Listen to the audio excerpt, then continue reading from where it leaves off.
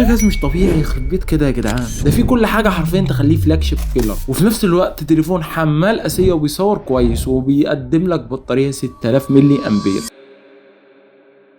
النهارده معانا التليفون الريلمي 14 برو بلس. الجهاز جاي بتحديثات مهمه كتير عن ال 13 برو بلس، زي شاشه اكبر وبطاريه عملاقه وكاميرا بيريسكوب 3 اكس. والحقيقه احنا النهارده هنقارنه مع تليفونات تاني زي الريدمي نوت 13 برو بلس اللي فيه كاميرات 200 ميجا بكسل وشحن اسرع، وتليفون تاني زي السامسونج A55 بشاشه اموليد وكاميرات قويه. خلينا مع بعض نشوف كل تفصيله في الريلمي 14 بلس ونقارنه بالاثنين دول. اول حاجه هنتكلم عنها وهي تصميم التليفون. التصميم ظهر لاول مره غريب شويه. اولا التليفون بيجي بحجم كبير شويه وتقيل، يعني حوالي 194 جرام. ظهر واطار التليفون مصنوعين من البلاستيك، ودول عشان يخفضوا وزن التليفون. وفي وشه ازاز من كورنينج جوريلا جلاس اي 7، وده عشان يحمي الشاشه. الجهاز كمان بيجي بتقييم IP68 و IP69، وده بيكون معناه ان هو مقاوم للميه والغبار في عمق 1.5 متر بس ولمده نص ساعه. كمان التليفون بيجي بحاجه مهمه جدا وهي الريكوردنج العسكري او الميل STD 810H، وده عشان يتحمل صدمات بشكل اكبر عن المعتاد. من الحاجات الحلوه في التليفون ده ان التليفون جاي باكتر من لون، زي البيرا الوايت والبيكنر باربل، بس عيبه الوحيد ان هو بيكون بلاستيك من ورا مش ازاز زي الريدمي اللي وراه ازاز او جلد صناعي في بعض النسخ. عموما التصميم بشكل عام هو جميل وشيك جدا، لكن خد بالك ان ما فيهوش منفذ 3.5 مللي ولا مكان لكارت ميموري، فهتضطر تعتمد على التخزين الداخلي اللي بيكون ما بين 128 جيجا ل 512 جيجا بايت. تاني حاجه وهي الشاشه هنا واحده من احسن مميزات التليفون، وده لانها اوليد. هي كبيره بحجم 6.83 انش بدقه 2800 بكسل في 1272 بكسل، بمعنى ان هو 450 بكسل لكل انش. الالوان واقعيه ودقتها عاليه جدا، لانه بيجي بحوالي 1.7 مليار لون، ونسبه تغطيه بنسبه 100% للDCI-B3. وطبعا زي ما قلت لك في الاول ان هو بيجي بطبقه حمايه كورنينج جوريلا جلاس 7i. والجميل مع الشاشه دي انها بتكون بمعدل تحديث متغير 120 هرتز، يعني الشاشه مرنه وسريعه سواء في التصفح العادي او حتى في الالعاب. بالنسبه بقى للسطوع فهو نقطه بتميز التليفون ده. السطوع بيجي عاده حوالي 600 نتس، والنوتش العالي بيوصل معاك لحد 1200 نتس اللي هو الHBM، والبيك برايتنس بيوصل معاك لحد 1500 نتس. فالشاشه هتبان تحت الشمس بمنتهى السهوله وبمنتهى البساطه. الشاشه هنا بتكون من نوع كواد كيرف، وده عشان تبان من الاطراف. والتاتش سيمبلنج ريت هنا او معدل استجابه اللمس بيوصل معاك لحد 240 هرتز، يعني البس التليفون براحتك يا باشا وهو يستجيب معاك باسرع وقت وبحساسيه فوق الممتاز. وبالمقارنه مع تليفونات تاني زي الريدمي نوت 13 برو بلس فهو بيجي بشاشه اصغر شويه بحجم 6.67 انش، لكن بيكون برضه 120 هرتز بشاشه اوليد، ودقتها 2712 في 1220، وسطوعها بيكون اعلى شويه حاجه بسيطه واللي هو بيكون 1800 نتس. ثالث حاجه هنتكلم عنها النهارده وهي المعالج وتجربه الاداء. الريلمي 14 برو بلس جاي بمعالج سناب دراجون 7 اس جين 3 اللي بيكون بمعماريه 4 نانومتر. المعالج ده ثواني النواه، واللي بيكون عباره عن نواه اساسيه من نوع كورتكس A720 بتردد 2.5 جيجا هرتز، مع 3 انويه تانيين من نفس النوع بسرعه 2.4 جيجا هرتز، واربعه انويه كورتكس A520 بتردد 1.8 جيجا هرتز. الكارت الرسومي اللي جاي معاه هو الادريانو 810 بتردد 940 ميجا هرتز. الجهاز حقق نتائج كويسه جدا جدا، حوالي 765 الف نقطه على اختبار البنش مارك، وده اداء ممتاز، واللي بيكون اقوى شويه بالمناسبه من السامسونج A55، وقريب جدا من اداء الريدمي نوت 13 برو بلس، مع رامات 8 و12 جيجا بايت وتخزين UFS 3.1 لحد 512 جيجا. الجهاز سريع في فتح التطبيقات ومناسب جدا للتخزين التقيل، خصوصا مع البطاريه الكبيره اللي بتكون 6000 ملي امبير، مع شحن سريع 80 واط اللي بيقدر يوصل البطارية من 0 ل 50% في أقل من 25 دقيقة، وده رقم قياسي بالمناسبة. ورغم ان شحن الريلمي أبطأ من شحن الريدمي اللي هو بيكون 120 واط، لكنه أسرع بفرق واضح عن سامسونج اللي بيكون 25 واط بس. بشكل عام الاداء ممتاز جدا، وهتقدر تلعب كل الالعاب اللي نفسك فيها حتى على 120 فريم، وده انجاز قوي جدا للريلمي في الفئه دي بالذات، لانها تعتبر الفئه الفوق المتوسط.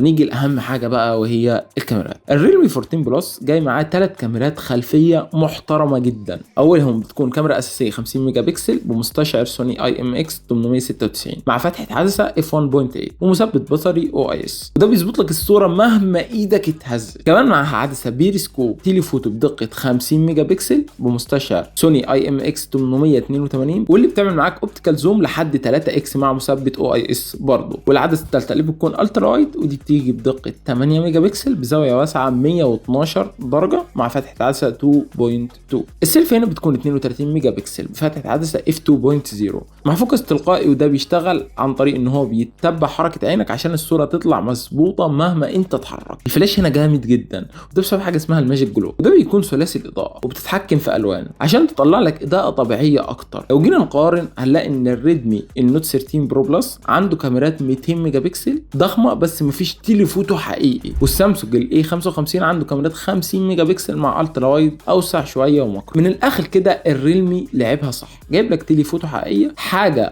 مفيش في المنافسين اللي قدامك، لكن طبعا على حساب ان الالترا وايد دقتها اقل شويه. في التصوير العادي بالنهار الصور طالعه حد شاربنس، الوانها مظبوطه، والمدى الديناميكي ممتاز جدا. صور تحسها ان هي متاخده بكاميرا DSLR كده، صوره تحسها احترافيه من اول نظره، هتحس انها اخده حاجه من الايفون كده، فيها جين من جينات الايفون. التليفون ده بيقدم شويه مميزات عجباني جدا، اولهم وضع الرو، وده لو انت بتحب تعدل على الصور بنفسك بعد التصوير، بمعنى تاني ان الصوره بتتحفظ لك خام من غير ضغط او تحسين تلقائي، مع خوارزميه اسمها AI هايبر رو بتاخد صور بتفاصيل اكتر ومدى ديناميكي اوسع، تقدر تتحكم في كل نقطه اضاءه ولون حرفيا في الصوره، كانك من الاخر بتصور بكاميرا بروفيشنال. عدسه الالترا وايد هنا بدقه 8 ميجا بكسل زي ما قلت لك، الزاويه مش اوسع حاجه مقارنه بمنافسين زي السامسونج والريدمي يعني، لكن في ضوء النهار الصور بتطلع كويسه، الوانها قريبه جدا من العدسه الاساسيه، بس خد بالك مع الاضاءه القليله بيظهر شويه نويز واضح جدا، فالاحسن تستخدمها بالنهار او في اماكن منوره كويس يعني. عدسه التليفوتو وهي الميزه الجامده هنا، هي عدسه التليفوتو البيرسكوب ال 3 اكس بدقه 50 ميجا بكسل، بتقرب لك المشهد 3 مرات بصريا من غير ما تضحي بجوده الصوره، ودي حاجه مش موجوده في الفئه دي خالص تقريبا في اي تليفون. ريدمي بيعتمد على تقريب رقمي، وسامسونج اصلا ما فيهوش عدسه التليفوتو. التفاصيل مع التقريب ال 3 اكس دي ممتازه جدا، والثبات عالي جدا بفضل المثبت البصري، ولو احتجت كبير شويه هو التليفون بيقدم لك لحد 6 اكس بس طبعا ديجيتال زوم، وده اكيد بيقلل لك من الجوده شويه. ثالث حاجه هو وضع البورتريه على الريلمي 14 برو بلس حكايه ثانيه. العدسه التليفوتو بتعمل عزل طبيعي وخلفيه ضبابيه تحفه حوالين الموضوع اللي انت بتصوره. تتبع لينك كمان موجود في السيلفي، فصورتك بتطلع فوكس مهما انت تتحرك. ولو قررنا نقارنه مع المنافسين فهنا الريدمي وسامسونج بيعتمدوا على انهم يقصوا لك الصوره بالسوفت وير، لكن وجود عدسه التليفوتو هنا حقيقيه بيخلي البورتريه شكله واقعي اكتر. كمان الفلاش الماجيك جلو بيدي وشك نور طبيعي من غير ما يبقى شكله مصطنع او الوش ملسوع او شكل البشره فيها حاجه مش طبيعيه. في وضع جميل جدا في التليفون ده وهو اسمه السينماتيك مود، وده بيصور لك الفيديو بنسبه عرض معينه، يعني اللقطه بتطلع بشكل سينمائي حلو كانك بتصور فيلم قصير. الدقه بتكون 1644 في 3840 بكسل مع 30 فريم في الثانيه، ولو بتحب تعمل محتوى شكله فني وجذاب فالوضع ده هيعجبك جدا جدا. بالمناسبه المنافسين في الفئه دي مش بيقدموا الموضوع ده اصلا. كمان في وضع البروريس مود. الريلمي 14 برو بلس بيدعم تصوير ال 4K على الكاميرا الاساسيه، كمان على التليفوتو بمعدل 30 فريم في الثانيه. لو بتحب الحركات السريعه او البطيئه في كمان ال 1080 بي 60 او 120 فريم. الفيديوهات بتكون ثابته جدا بفضل الاو اي اس او الجايرو اي اي اس. كمان في وضع البرو فيديو اللي بيخليك تتحكم في شويه اعدادات يدويه زي الاي اس او او الشتر او الوايت بالانس عشان تاخد فيديو بجوده قريبه جدا من التصوير السينمائي. بالنسبه للتصوير الليلي الكاميرا الاساسيه بتبدا حرفيا في التصوير الليلي، بتطلع لك تفاصيل كتيره، الوان مظبوطه، واضاءتها موزونه الى حد كبير. حتى التليفوتو بيطلع صور ممتازه في الاضاءه الضعيفه، اما بالنسبه للالترا وايد هتلاقيه شويه اقل في الجوده بالليل. فلو بتصور بالليل حاول تعتمد على العدسه الاساسيه او التليفوتو. وزي ما التليفون ده ليه مميزات فاكيد ليه عيوب، واولها ان وزن التليفون بيكون تقيل شويه حوالي 194 جرام، فايدك ممكن تتعبك شويه او توجعك مع الاستخدام الطويل. تاني حاجه وان الظهر معمول من البلاستيك مش اللي بيكون من ازاز شكله فخم يعني، بس البلاستيك هنا عملي ومقاوم للصدمات بشكل كبير. تالت حاجه مفيش مدخل لكارت ميموري، يعني انت مربوط بالمساحه اللي الموبايل جاي بيها. رابع حاجه كمان مفيش مدخل 3.5 مللي، فلو معاك سماعه سلك قديم مش هتعرف تستخدمها من غير الادابتر. الحاجه اللي بعد كده وان الشاحن للاسف مش بيجي في العلبه، فانت لازم تشتريه لوحده. الشحن السريع حلو بس في منافسين زي الريدمي بيدوك 120 واط، وده بيقدم لك فرق في الشحن ملحوظ جدا جدا جدا، وركز في النقطه دي لانها ممكن تفرق معاك. من ناحيه التحديثات الريلمي 14 برو بلس هياخد تحديثين بس للاندرويد، مش 4 زي السامسونج الاي 55 مثلا، فالدعم هنا متوسط، ودي ممكن نقطه تفرق معاك. لكن انا بالنسبه لي مش مهم الدعم يقف او ما يقفش، بالنسبه لي الموضوع مش هيفرق طول ما التليفون اللي معايا بيقدم اداء محترم. الشاشه مع انها سطعه وقويه الا ان دقتها مش فول اتش دي بلس عاديه، واللي بتكون دقتها 1.5K يعني 1272 بي. الحاجه اللي بعد كده وانه مفيش شحن لاسلكي، حاجه مش ناس كتير بتستخدمها في الفئه دي، بس برضو تتقال انها ميزه ناقصه في التليفون. واخيرا السعر يعتبر عالي شويه بالنسبه لناس كتير، واللي بيكون حوالي 26000 جنيه. كنت اتوقع ان التليفون ده لو ما بين ال 18000 لل 21000 كان حرفيا هيبقى طفره في عالم الاندرويد، لان ناس كتير كانت هتجري على التليفون ده. بس رغم كل العيوب دي لسه بيقدم حاجات مفيش زيها التليفون ده حرفيا، زي البطاريه الجباره والكاميرا التيليفوتو القويه والحقيقيه في نفس الوقت. فلو انت محتاج حاجه توازن بين اللي انت عايزه واللي ممكن تتنازل عنه، فالتليفون ده هيكون خيارك الامثل. الخلاصه النهائيه ان الريلمي 14 برو بلس موبايل كويس جدا، انا عن نفسي حبه جدا جدا جدا، بس مش لكل الناس. انت اللي تحدد اولوياتك سواء التليفون ده مناسب ليك او لا. اتمنى اني اكون افدتك وقدرت اذكر لك كل حاجه في الفيديو. لو احتجت تعرف اي حاجه عن التليفون او اي تقنيه مستخدمه في الشاشه او في اي جزء في التليفون، انا تحت امرك، تقدر تكلمني. ولو عايز ترشيحات او مقارنه بين التليفون ده وده، تقدر تبعت لي على الفيس وهقول لك عن كل حاجه انا اعرفها، وكمان ارشح لك التليفون اللي ممكن يكون مناسب لاستخدامك، ونتناقش مع بعض في اي حاجه انت عايزها. انا تحت امرك في اي وقت.